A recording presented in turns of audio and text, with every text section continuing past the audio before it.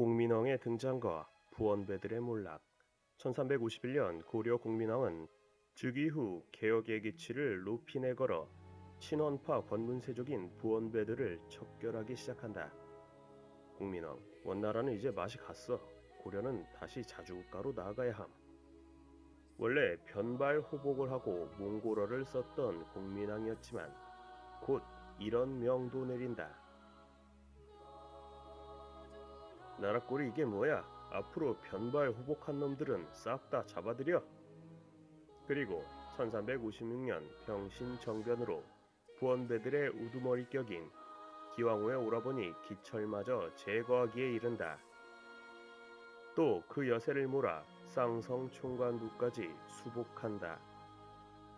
거칠 것 없는 공민왕에게 두려움이란 없었다. 기왕후 나오라고 해.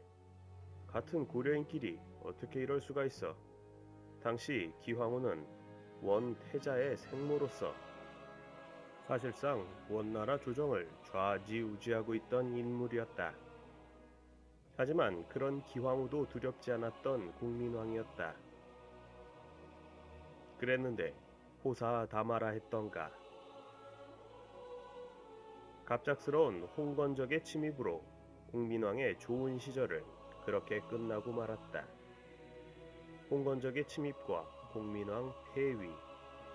당시 홍건적 도적들의 침입이 얼마나 드셌던지 공민왕은 개경을 버리고 피난을 가야 할 정도로 상황이 안 좋았다. 그러했으니 공민왕도 어쩔 수 없었다. 개혁도 좋고 자주국가도 좋지만 일단 살고 봐야겠어.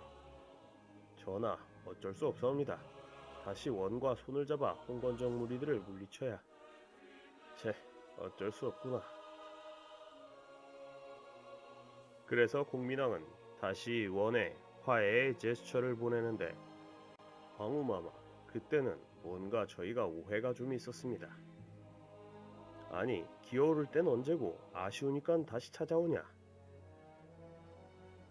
우린 다 같은 고려 핏줄 아닙니까? 좋은 게 좋은 거라고. 우리가 남이가. 하지만 기왕후는 그런 잔꾀에 넘어가지 않았다.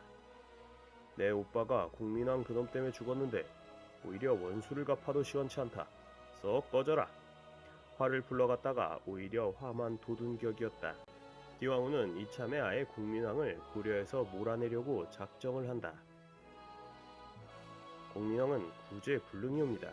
이참에 고려왕을 갈아버리시죠. 누가 좋겠는가?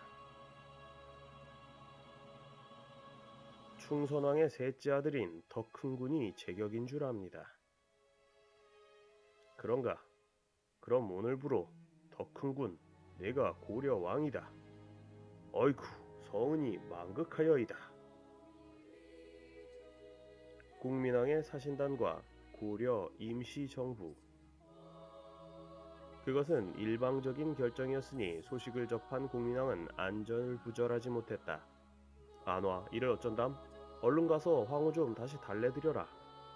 때문에 국민왕은 재빨리 다시 사신단을 파견하는데 1364년 봄의 일이다. 여기 사신단에는 문익점도 포함되어 있었음. 하지만 기황후의 마음은 이미 멀리 떠나버렸고 국민왕은 이미 법적으로 폐위된 왕이다. 그러니 너희들의 새 임금은 더 큰 군이다. 급기야 대도에서 더 큰 군을 왕으로 하는 고려 임시조정까지 만들었다. 그러자 대도에 있던 고려 세력들은 머리가 혼란스러웠다. 어쩜 좋단 말인가? 국민왕을 선택해야 되나? 더 큰 군에 붙어야 되나? 국민왕이 아무리 날고기어봤자 원나라가 실드 쳐주는 더 큰 군한테는 안 되지 않겠음? 이런 갈등 속에는 원에 파견된 고려 사신들도 포함되어 있었으니 비록 국민왕의 친서를 전하기 위해 원으로 파견되었지만 임시조정이 차려진 마당에 누구 편에 설 것인지를 반드시 정해야 했다. 그렇게 갈팡질팡 망설이는 가운데 기왕후와 남편 원황제 혜종은 사신단들을 대상으로 회유도 하고 협박도 하면서 열심히 설득을 했다. 기왕후, 대세를 따라야지. 국민왕이 앞으로 얼마나 간다고. 고려 사신들, 고향 땅 처자식들이 눈에 밟혀서. 개종, 국가의 운명이 개인의 생활보다 중요하단 말인가? 사신들이 어떤 결정을 내렸는지 당시 기록에 잘 나와 있다. 국민왕에 줄을 대었던 홍순, 이자송, 김유, 황대두는 고려로 귀국했고 반면 더 큰 군에 줄을 댔던 문익점 등은 대도에 그대로 남아 있었다. 즉 목화씨 보급으로 알려진 문익점은 당시 고려의 입장에서 보면 배신자였다. 더 큰 군의 원나라 군 대 고려군. 이렇게 일단 노선이 정해지고 나니 이제 교통정리가 끝난 기왕후는 더 큰 군을 앞세워서 공민왕을 칠 준비를 한다. 하지만 당시 원의 사정은 몹시도 궁박했다. 홍건적과 대결하느라 빼낼 병력도 시원치 않았기 때문에 요동병 1만을 겨우 긁어모아서 압록강을 건너 고려로 쳐들어갔으니 말이다. 이때 더 큰 군과 원군에 맞선 고려 장수들은 최영과 이성계였다.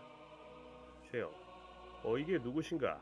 원나라 오랑캐들 앞잡이 아니신가? 더 큰 군, 네 이놈, 나는 너희들의 새로운 임금이다. 어서 말에서 내려 예를 표하지 못할까?